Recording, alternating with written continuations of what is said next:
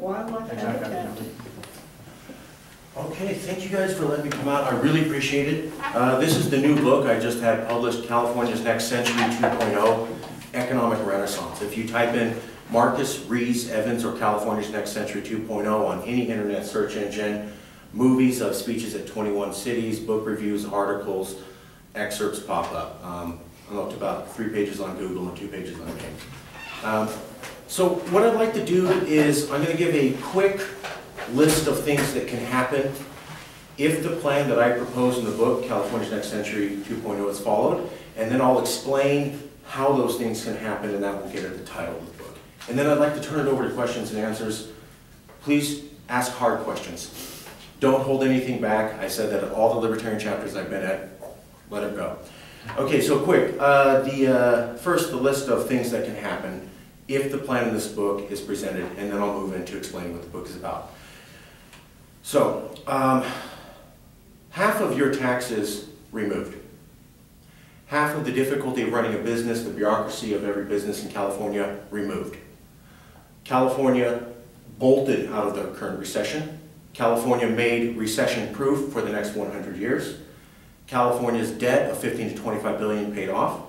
200,000 new white-collar jobs, 50,000 new blue-collar jobs, a major qualitative jump in the capacity of leadership of all elected and appointed officials in California like you've never seen before, a return to local control like you haven't seen since the 1960s. Bridges, roads, dams, schools, levees, airports, seaports brought up to not just the best in America, but first world standard, and schools in the worst neighborhoods brought up to first world standard. Plus, increased world peace, increased world trade, and improved image of America to the global community. I know, tall order, and all at the same time. Not with the way that things work now in California, but with the plan proposed in California's Next Century 2.0. I'll explain how. In the next 20 years, there will be new superpowers with as much money and raw influence as America. Yeah, their names will be Russia, China, India, Brazil, and possibly Southeast Asian collective known as ASEAN, ASEAN. Since 1945, when World War II ended, there were basically 2 forms of government. Democracy and capitalism, pioneered, championed by America, and then another alternative.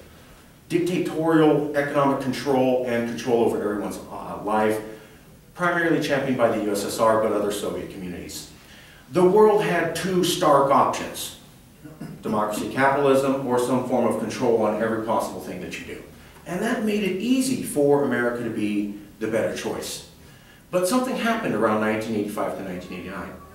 America won the Cold War, and it became the victim of its own success. After World War II, to about 1990, America was the only option if you wanted to see a pattern of democracy and capitalism, or someone to partner with. But in this next 20 years, America will only be one of 7 options of democracy and capitalism. Each one very different from the others. Let's take a look at China. China's capitalist. They sell, they buy, they trade, they like steaks and nice cars. They also have some form of democracy. It's at the lower local level. They are not anything like America. Take a look at India. They have a democracy. It doesn't run like America's, and they're capitalist. Take a look at Brazil, at Russia, and the Southeast Asian countries. So what happens in the future when America's only one of 7 options, and it's no longer the only good option? Are we sure that the world will follow American influence, and as it did after World War II? Or will these countries become a little bit more choosy? Well, let's make it a little bit more complicated. These new superpowers that are rising are aware that they're rising and that they'll be as powerful as America. Not that America is going down, but that you have what's called the rise of the rest. They figured out the game. They're learning and they're moving up. These new superpowers are going to compete to have influence over this section of the world as America did.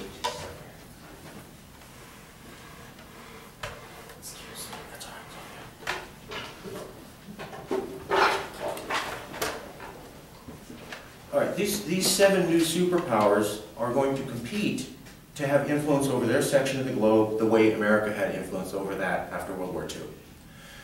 China wants to be the influence over all of Asia the way America was after World War II. India wants the same thing for their region, Russia, Brazil, ASEAN, etc. And here's what they're doing. They're going to the UN and the IMF and the G20 and all these organizations that kept world peace for the last 70 years less. And they're making their own international organizations, their own UN. And they're specifically not inviting America. Shanghai Cooperation Council by China is an excellent example. China invited everybody around China. It looks just like the UN, but it's been made by China the way they think the UN should be, and America can't join. Mercosur by Brazil is another example. They've gotten all of South America involved, and America can't join.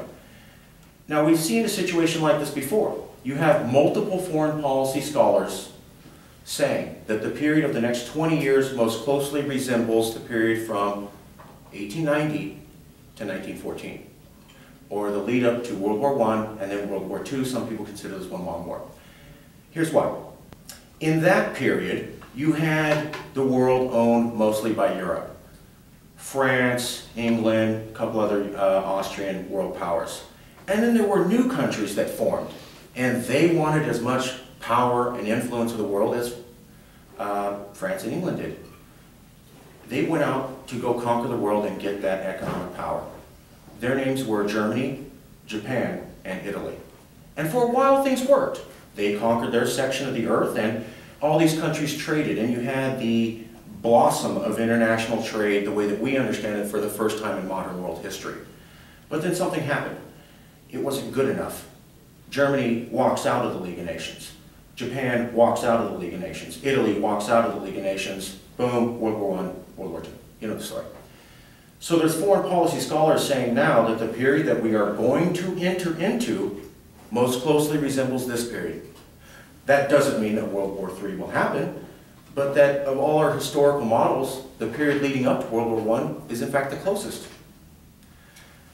What we need now is to make sure that the future superpowers don't pull out of the League of Nations. And I'm using that word symbolically. There is no more League of Nations. But there are world orders that have kept all of these countries talking and that they're pulling out of. Now, there's a little place called Geneva, Switzerland. And if you look up, all the trade deals between major nations and between major international corporations for the last 200 years on everything, shipping, transport, airport, internet, the first peace deals, the first war negotiations, all Geneva, Switzerland. The UN came in and they also did some stuff, but up until about 1990, some people say 2000, Geneva was the center for this negotiation. Now in the last 2 years, the mayor of Geneva and the government of Switzerland have said themselves that they can no longer provide the role of World Diplomatic Negotiation Center for this next century the way they did for the last 200 years. The reason is the world has changed too much.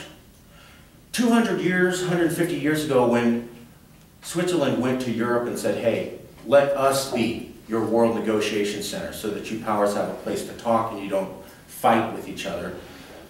What they did was they said, Germany, we're part German.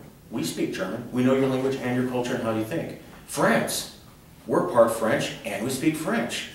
Italy, the same thing, and later on they picked up English.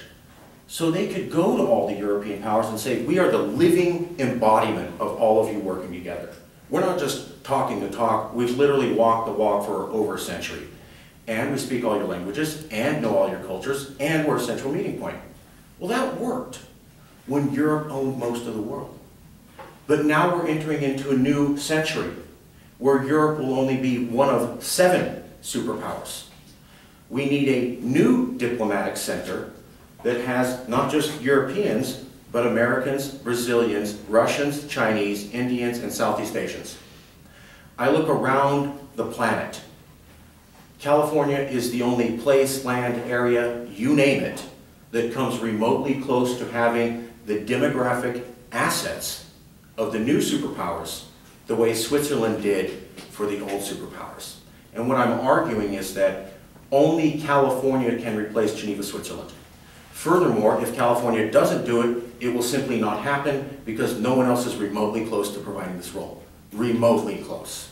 Secondly, the world's already spinning out of these old orders of control. That will continue to happen since America, nobody else really talks about this and has no plan for dealing with it. So what I'm offering is that we're the worst hit state for this recession in all of America, and the worst recession in 100 years. And we're 5 years into it. Nobody has any idea if we're going to get out of this recession, or when, or how, and there are no plans. In the book, there's a lot of comments from national news commentators saying if you are Democrat, Libertarian, Republican, hardcore liberal, there are no new ideas from any politician ever, anywhere. It is the same old ideas you've heard of the last 30 years to deal with an economic situation that's so rare it only happens once a century. Now's the time for new ideas, and there are none. This is new. It would get California out of this recession, and it would help save the world. I know that's a tall order. Everything's backed up in the book, and underneath everything that I say, the citations at the bottom of the page, plus there's a 30-page reference section at the back with terms searchable at Wikipedia so that you can come up to terms on all of this. We can get ourselves out of the recession, we can create a secure world, or we can continue to stay in this recession and hope that something happens. By the way, nobody has any ideas, and we continue to let the world spiral out of control. Those are the options, and not choosing is an option. I'll turn it over to questions. Thank you.